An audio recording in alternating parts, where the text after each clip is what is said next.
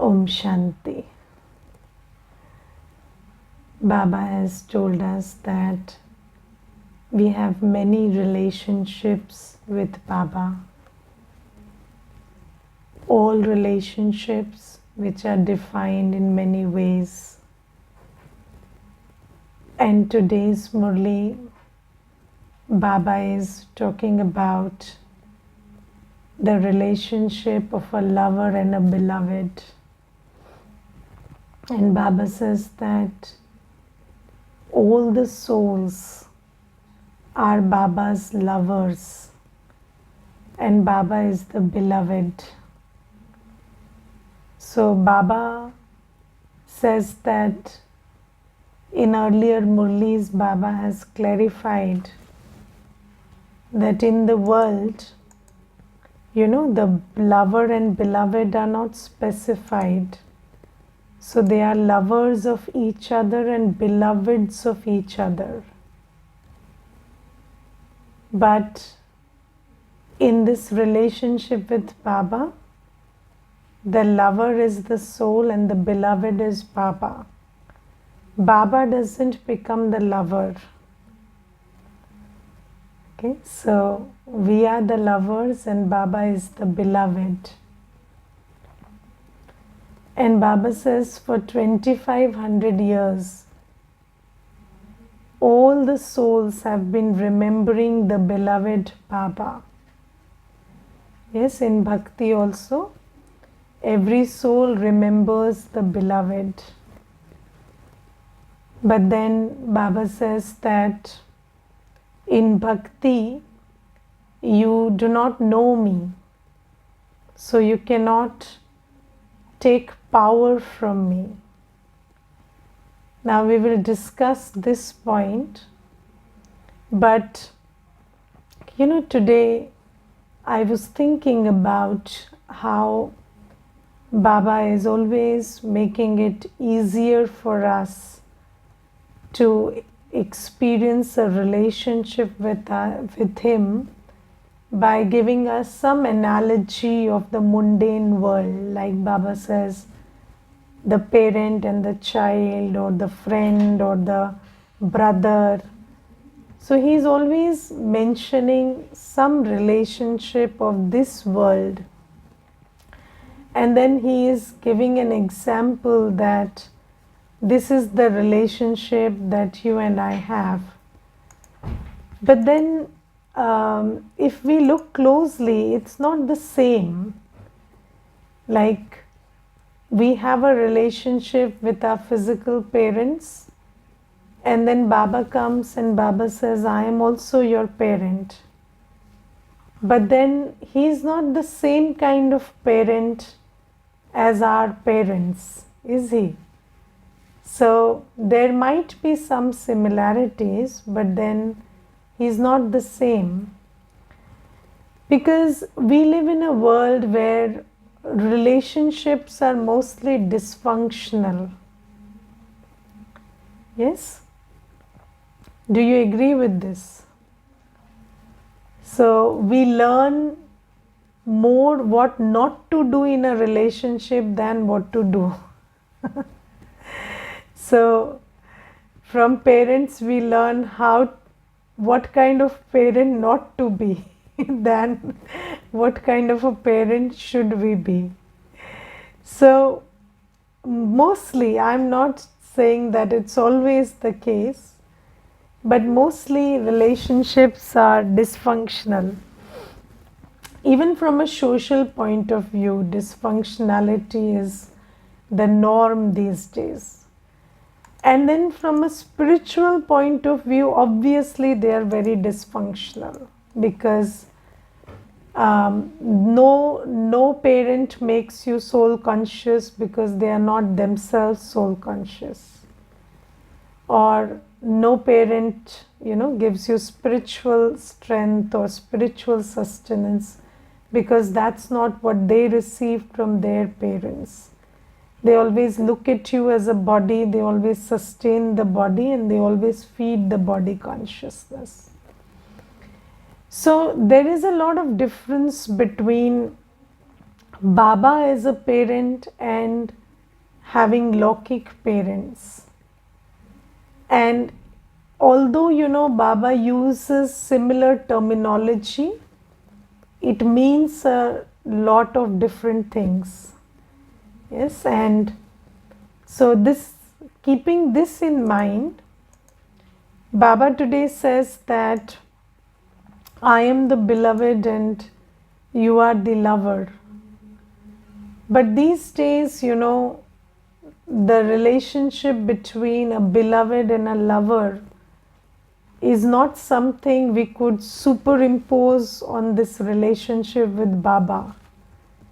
Yes, because we don't have a good idea of a relationship between a lover and a beloved. So these days, relationships between two people who proclaim themselves to be lovers and beloveds, that relationship is pretty dysfunctional. Yes, and there are many terms used in psychology for it, and I don't want to go into that elaborate detail, but when Baba says, I am your beloved and you are my lover, it is not the same thing. Yes, and you know that it is famously said, fall in love. So people say, I fell in love. Nobody says, I rose in love. Yes, does anybody says, I rose in love? One day I met my beloved and then I rose in love. No, everybody says, I fell in love, and that's very true, because love, the term love is used to denote something through which we fall, we become miserable, and there are these phases, pyar kiya, dard liya. So so why do you have to go and take sorrow and in the name of love? So all that is there, and then there are these, so only the one you love can hurt you. So people say that love hurts, or those whom you love have the power to hurt you. But then why should somebody hurt us in the guise of love? So all these things are there. So our idea of our lover and beloved is pretty distorted. And with that sanskar, we come to Baba. And then, so I will share some experiences with you. So there were these two women who came almost simultaneously to the center, two different families, two different people. And then one of them said that I do not get along well with my husband. And I said, why? So she said, he's not outgoing, he doesn't take me anywhere. I like to party, I like to go out, I like to go on a vacation, and this person always keeps sitting on the couch and working and never gets up from the couch. I feel like killing him on the couch. She said that. And she said, I can't stand the idea of seeing him sitting on the couch all day and never taking me anywhere. And I'm just so fed up. You give me some knowledge, you do something. Okay, so that was that. And then there was another woman who came almost at the same time. And she said, I'm an introvert, and then I don't like to socialize very much. And my husband is an extrovert, and every day he likes to go out and meet people, and he takes me along, and I stand in the corner and look like a fool all day. So I don't like to be in this situation, and I don't know how to handle it, because the way his social life also affects his business. His social life is connected with a lot of things. So if I say no, then it has other repercussions also. And I understand the importance of socializing, but I cannot. I am an introvert. So I was just thinking, you see, that we are all placed with the people who have the opposite sanskars. So, what looks like a problem in one case, looks the opposite of it looks like a problem in another case.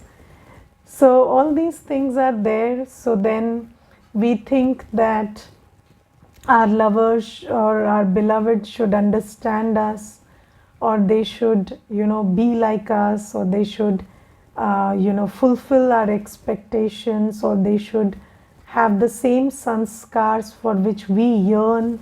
But it is seldom like that, and then there is a lot of discontentment in relationships these days. Now, Baba says that I am your beloved and you are my lover, but there is a difference between having a beloved in this world and a beloved as Baba. So Baba doesn't give us what we want. Baba gives us what we need, and he knows better what we need. Yes, but he can only give that to us if we accept him as my beloved. So if I free my buddhi from the dehidharis, from all the physical humans, and I accept Baba as my beloved and have complete surrendered relationship with Baba, then Baba can give me what I need. And in that sense, Baba is a true beloved, because he actually gives you what you need. But what you want may be very different from what you need, because our wants are colored by our sanskars. So what you want is a factor of your sanskar, and what you need is a factor of your reality. But because we have impure sanskars, we might want that which we don't need, and we might not understand our needs which we actually need. So this is a very difficult scenario in which we are living. And then Baba uses two kinds of examples today. So Baba today says that in earlier times, people did not love each other for vices. So there was no question of vice in love. But I don't know if it is even possible for us to imagine that, because ever since we are all pretty this age, and then in this time and in this world, we don't know how love can be without vice. So I remember that my Lokik father used to tell me that Leela was pretty dark skinned. So he used to tell me that Leela was not beautiful to look at in pictures, but then that was love.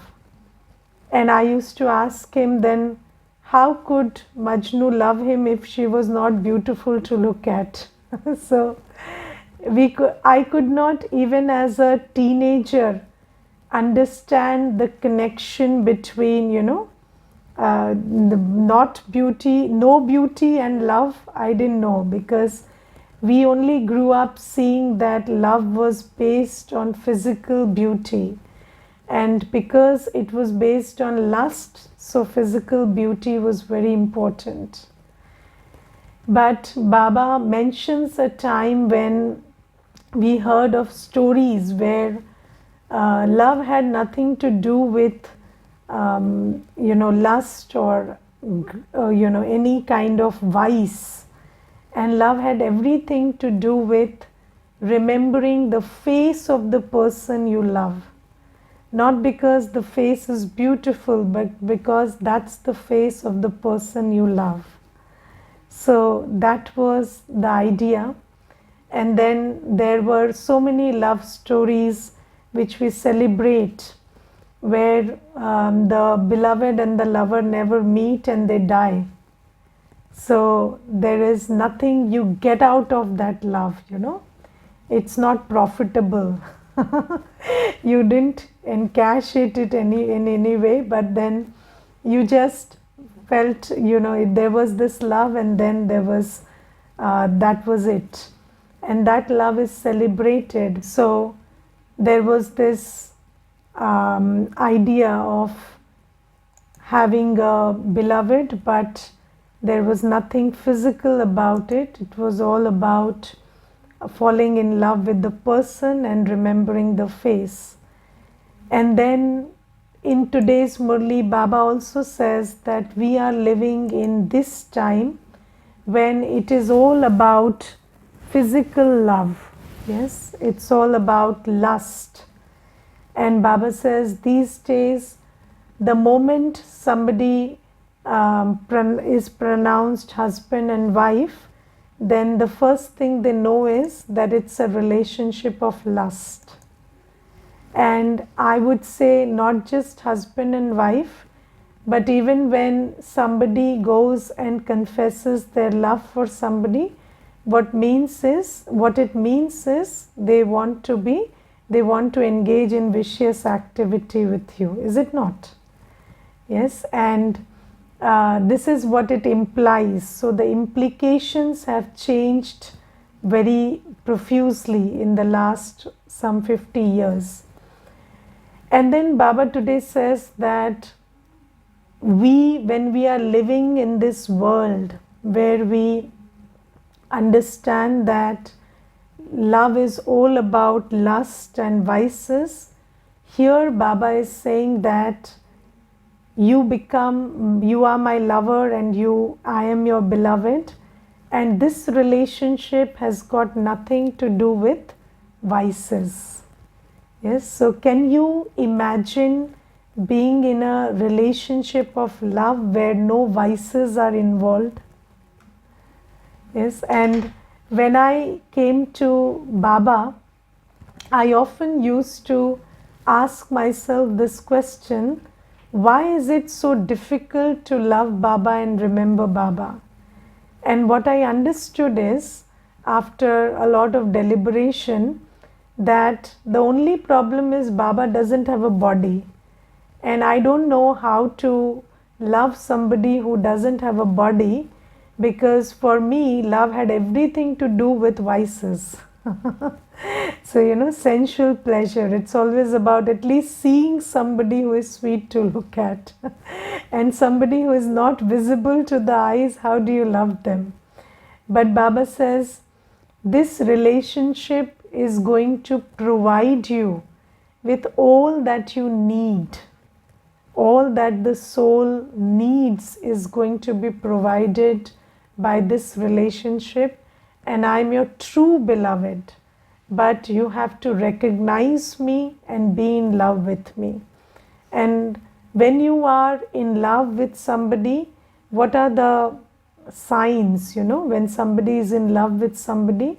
So although we only know the vicious kind of love, but still, when somebody is in love with somebody, they keep thinking about that one all the time. While eating, drinking, sleeping, talking, walking, all the time there is just this one thought of that one beloved. And then the other sign is, when you are lost in the love of that one, the others don't matter. Yes, you are so much lost in the love of that one that the others don't matter, and you are very easily able to be in a place but not mind the surroundings. Do you agree with this? So you don't mind the surroundings, you don't mind what is going on in the surrounding, because you are lost in the love of that one. And I will tell you one incident. So there was this girl I knew, and she had a stepmother, and her mother used to keep, shouting at her all the time. And she used to really be bad to her. Her behavior was not good. But then I always found this girl smiling, and she was some 17, 18 years old. She was always smiling. And then we used to wonder, why is she always smiling? And or how is she always smiling despite these conditions? And the one more thing that I noticed was she was always in a hurry. So she had to complete her work and then leave. She had to complete her work, leave for college, complete her work, leave for tuition. She was always in a hurry. And she never minded whatever her mother said. And then we found out she had a beloved, and she used to be in a hurry to meet that person all the time. And then she used to be so lost in his thoughts that she didn't mind what the mother said because she never heard it. But once she had a breakup, then she complained a lot about the mother. And then we understood that all this while it was not about her nature, it was not about the mother, it was about this fact that her mind was elsewhere. And then when the mind got freed from there, then these things started bothering her very much. And then she started complaining of how she had a very traumatic life with the stepmother and everything.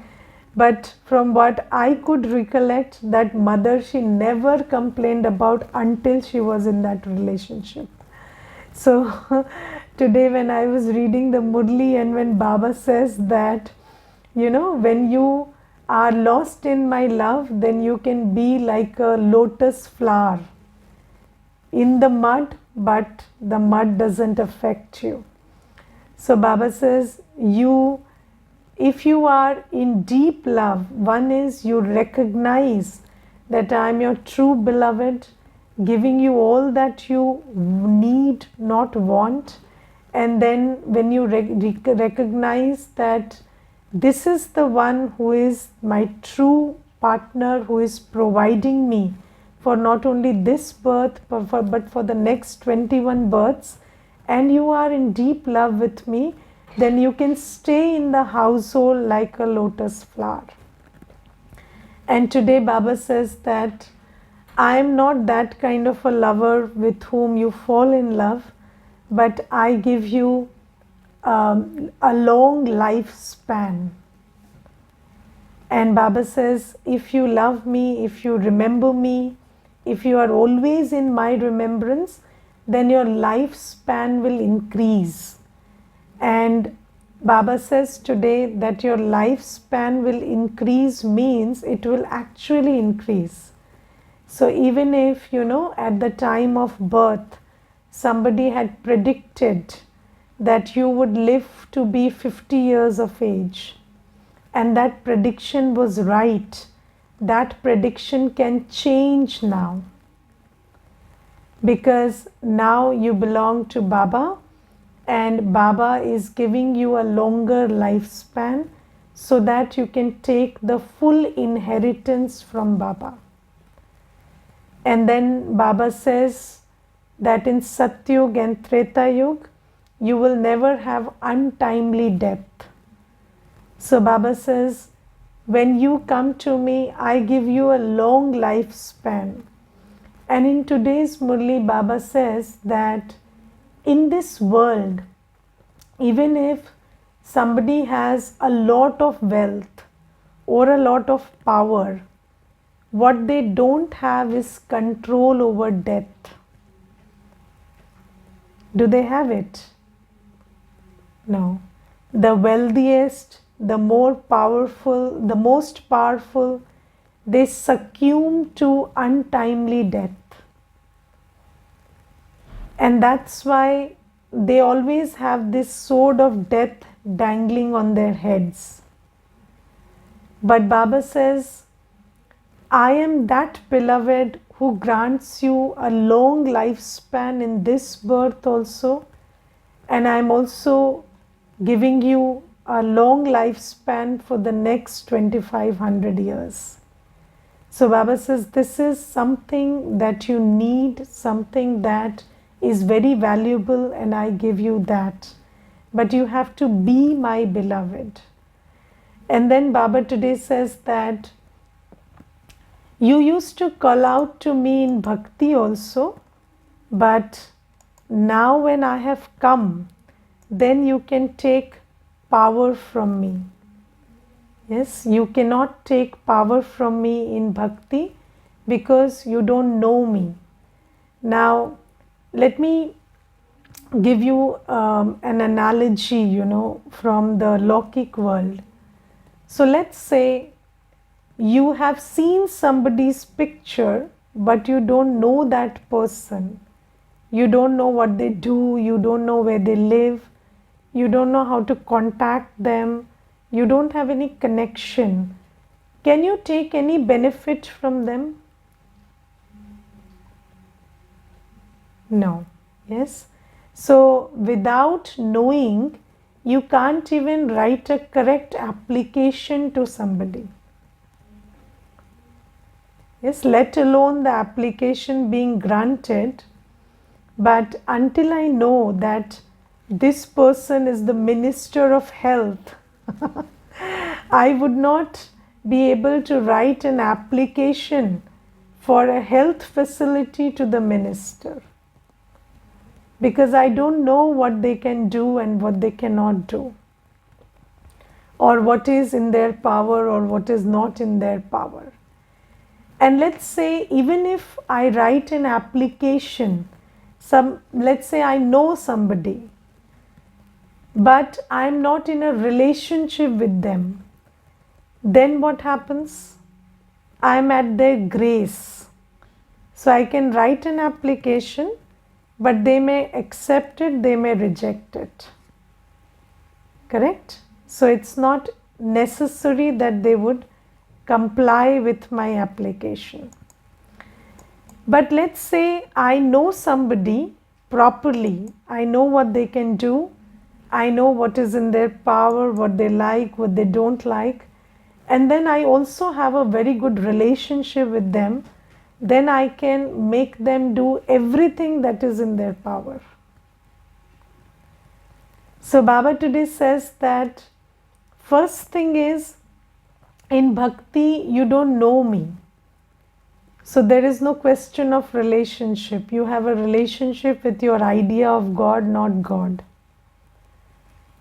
Yes, and then here you know me, but then if you fulfill the terms of the relationship, if you are a good lover, if you remember me, if you, what is the promise of love? जो तुमको हो पसंद वही बात कहेंगे.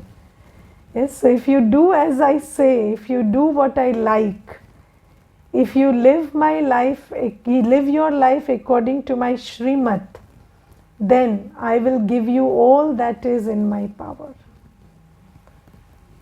And this is how relationships work. Yes, so Baba says, first thing is you know me as I am, you know what I like, what I don't like, what is that I want, what is my desire, what is the help I need, what is my direction. And then when you fulfill the terms of the relationship by living your life according to my Shrimat, then I make you the master of heaven. Yes, so you can get married, but you will only have a property, right to property, if there is a good relationship. Yes, so Baba says, you come into my relationship, you become my true lover, you behave like my true lover. Yes, you do everything that I like, you do everything on my direction, and I make you the master of heaven. So Baba says that which was not possible in bhakti is possible now, provided you fulfill your part of the bargain. So this is something that Baba says, and today Baba specifies what is that which Baba needs from you. So Baba, so have you seen that when you take those sat pere, so in a marriage there are vows, yes, and then the man makes certain vows and the woman makes certain vows, yes. So now Baba has told his part of the vows, yes. He says, I will make you the master of heaven, I will give you 21 births of long lifespans, I am the Kalo ka Kal Mahakal, I will ensure that the Kal cannot eat you up, that you will never have untimely death. I will do all of that for you. But then you also have to take your vows.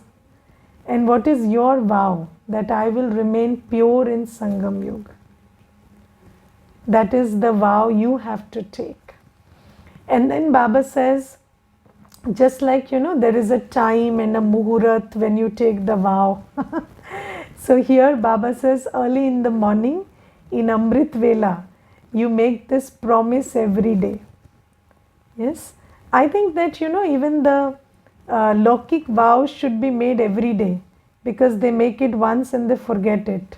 But Baba knows, Baba is wise, Baba is the ocean of knowledge.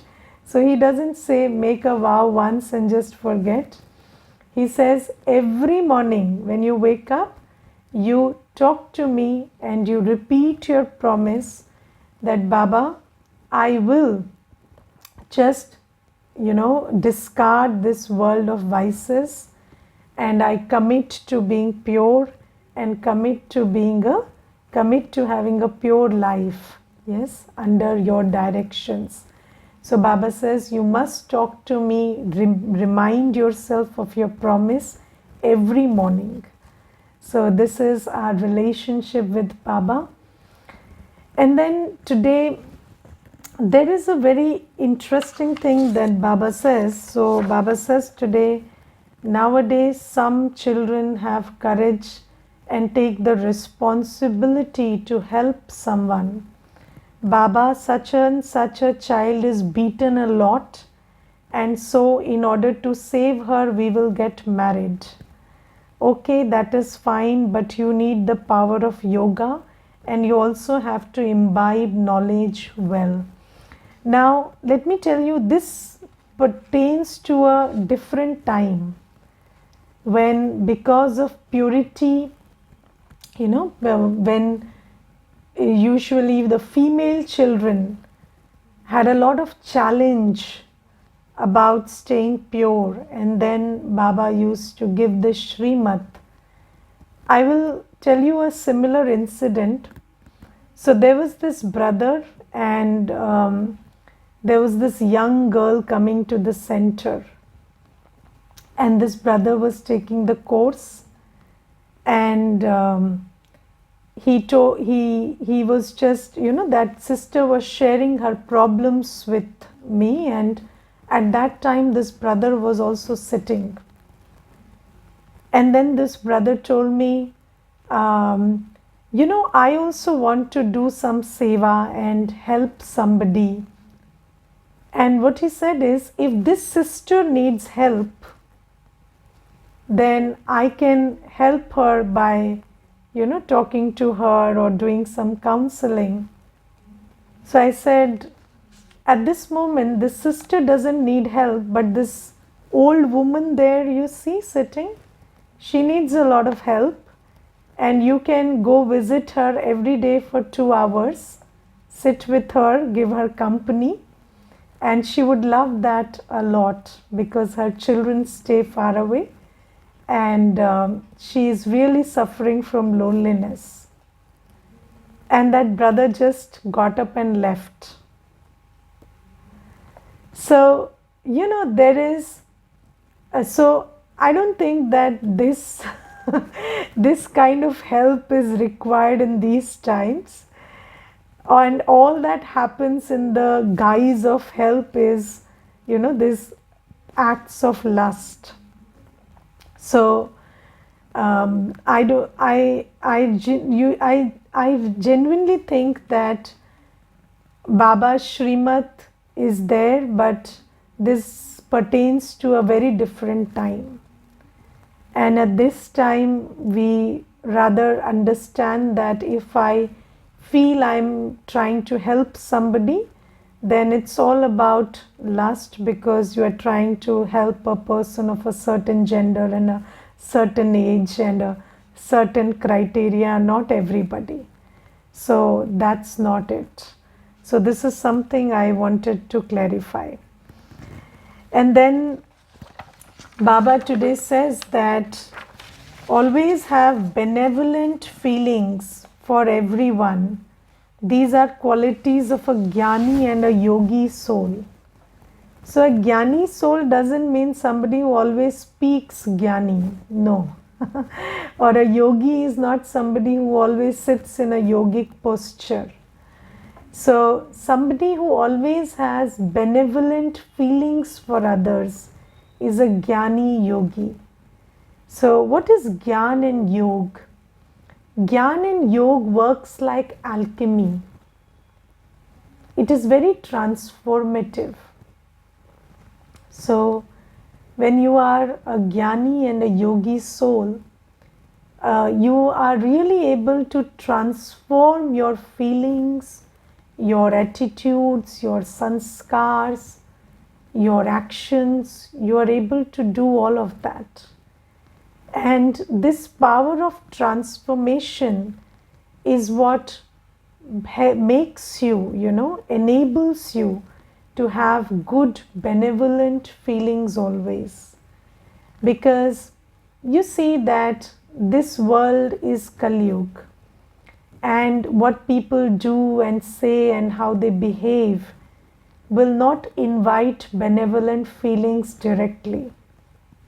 Yes, but then only the one who is full of this power of alchemy, the one who can transform their feelings and attitudes and their smritis inside, can do this work of always having benevolent feelings.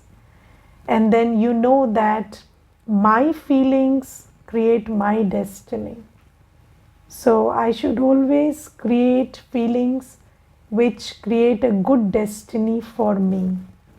So Baba says that that's the sign of a Jnani Yogi soul, using the power of knowledge, using the power of yoga to transform otherwise feelings into benevolent feelings.